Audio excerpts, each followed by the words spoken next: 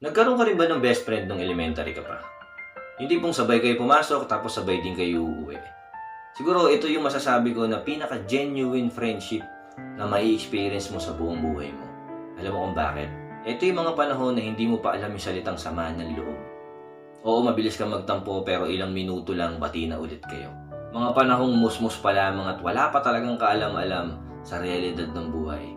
Nagkaroon din ako ng best friend nung elementary ako. Hindi ko siya classmate, pero dahil magkapit-bahay kami ay halos araw-araw din kami magkasama. At wala akong natatandaan na pagkakataon na nag-away kaming dalawa.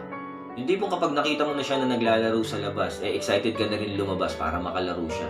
Naging kasabot ko dito sa maraming kalokohan. Tumatakas kami para maligo sa ilog. Siya rin yung nagturo sa akin na lumangoy. Kasama ko na naghahanap ng gagamba, umaakit sa mga puno ng bayabas at mangga. Kasama ko sa pangangalakal, nagsusunog at nagbabalat kami ng wire para makuha yung